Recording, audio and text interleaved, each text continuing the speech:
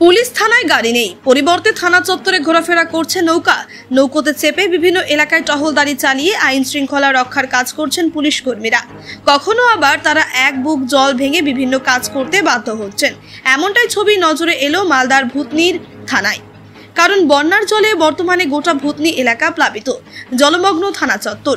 তাই অজ্ঞতা গাড়ির পরিবর্তে বর্তমানে নৌকা ব্যবহার করছেন পুলিশ কর্মীরা। দেখছেন সব ডুবে গেছে, ঘরের মধ্যে এক বুক জল। পরিষেবা দিচ্ছেন মানুষকে? পরিষেবা তো অবশ্যই পরিষেবা রাত দিন 7 দিন একদম 24 ঘন্টা। এতটা জল থানার ভিতরে কি করবো বলুন? কিভাবে যাতায়াত কিভাবে করছেন? এই যে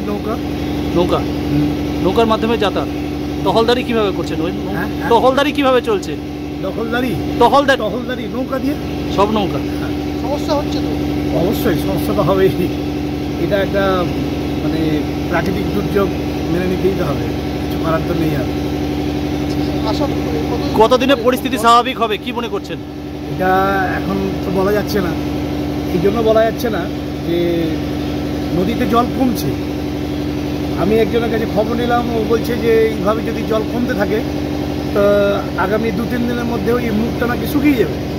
আবার যেই জায়গাটা প্রথম কেটেছিল কালোডুলার একটু এই দিকে, সেই জায়গাটা দিয়ে আবার জল বেরোচ্ছিল, রিভার্স বেরোচ্ছে, আবার নদীর দিকে যাচ্ছে আবার।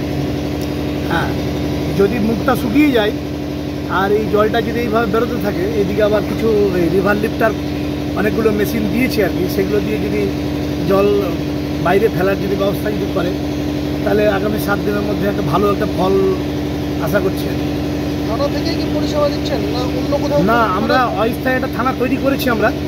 ওই যে পঞ্চায়েত আছে না আমাদের, এই যে ওই পিএনবি ব্যাংক পঞ্চায়েত, উত্তর চণ্ডীপুর পঞ্চায়েত, তারই একটা ঘর আমরা নিয়েছি। ওখানে আমরা ক্যাম্প করে আছি। আমরা ওখান থেকেই থানা পরিষেবা দিচ্ছি যতটুকু পাচ্ছি আর কি। ঠিক, আপনার নামটা বলুন। আমার নাম মনিরুজ্জামান, এসআই মনিরুজ্জামান।